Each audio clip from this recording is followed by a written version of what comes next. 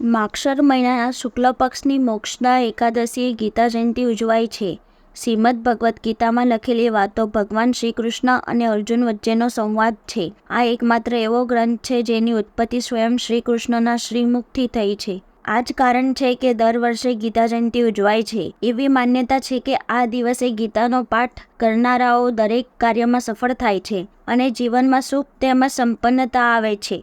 શાસ્ત્રો મુજબ જે લોકોના ઘરમાં શ્રીમદ ભગવદ્ ગીતા ગ્રંથ રાખ્યો હોય તેમણે કેટલાક નિયમોનું પાલન કરવું જોઈએ, નહીં તો જીવન સંકટોથી ઘેરાઈ જાય છે. ગીતાનો પાઠ કરવાથી થતા લાભ વિશે વાત કરીએ તો ગીતાનો પાઠ કરવાથી વ્યક્તિમાં કોઈપણ પરિસ્થિતિ સાથે લડવાની કુશળતા આવે છે. ઘરમાં લક્ષ્મીનો વાસ થાય છે. પુરાણો અનુસાર જે ઘરમાં નિયમિત રૂપથી ગીતાનો પાઠ કરવામાં આવે છે ત્યાં ખુશહાલી કાયમ રહે છે. ગીતામાં ધર્મ, કર્મ, નીતિ, સફળતા, સુખનું રહસ્ય છુપાયેલું છે, જેના પઠન પાઠથી જીવનની દરેક સમસ્યાનો ઉકેલ પ્રાપ્ત થઈ શકે છે. ગીતાનો નિયમિત પાઠ કરવાથી મૃત્યુ પછી પિશાચની દુનિયામાંથી મુક્તિ મળે છે. ગીતાનો પાઠ કરવાથી માનસિક પરેશાનીઓ અને ગૃહ કલેશથી મુક્તિ મળે છે. વિરોધીનો સામનો કરવાની શક્તિ પ્રાપ્ત થાય છે. તેવા લખેલા શ્લોક વ્યક્તિને વાસ્તવિકતાથી રૂબરૂ કરે છે. ગીતા જયંતિના દિવસે ગીતા પાઠ સાથે હવન કરવામાં આવે તો તેનાથી વાસ્તુદોષ સમાપ્ત થાય છે. આવો હવે શ્રીમદ ભગવદ્ ગીતા ઘરમાં રાખવાના નિયમો જાણી લઈએ. ઘરમાં શ્રીમદ ભગવદ્ ગીતાનો પાઠ કરતી વખતે કેટલીક વાતોનું ધ્યાન રાખવું જોઈએ, તો જ પૂર્ણ ફળ મળશે. આ એક ખૂબ જ પવિત્ર ગ્રંથ છે, તેથી તેને સ્વચ્છ અને પવિત્ર જગ્યાએ જ રાખો. શ્રીમદ ભગવદ્ ગીતાને સ્નાન કર્યા વિના ગંદા હાથથી અથવા માસિક સ્ત્રાવ દરમિયાન સ્પર્શ કરશો નહીં. આના કારણે વ્યક્તિ પાપનો દોષી બને છે અને માનસિક અને આર્થિક તણાવ શરૂ થાય છે. દિવસમાં કોઈ પણ સમયે ગીતાનો પાઠ કરી શકો છો, પણ જો કોઈ અધ્યાય શરૂ કરવામાં આવે તો એ દરમિયાન તેને વચ્ચે ન છોડો. પૂરો અધ્યાય વાંચ્યા પછી જ ઉઠો.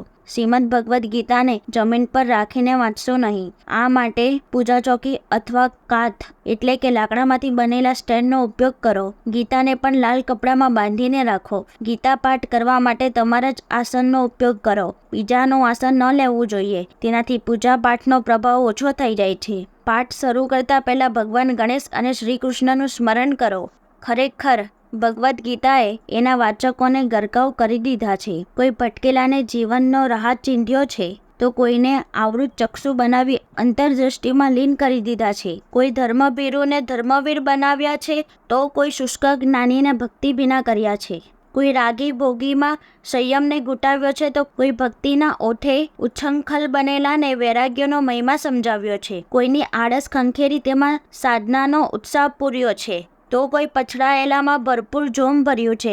ગીતા મહાત્માના એક શ્લોકમાં જાણવા મળે છે કે ગીતા ધર્મમય છે, જ્ઞાન માત્રની પ્રયોજિકા છે અને સર્વશાસ્ત્રમય છે.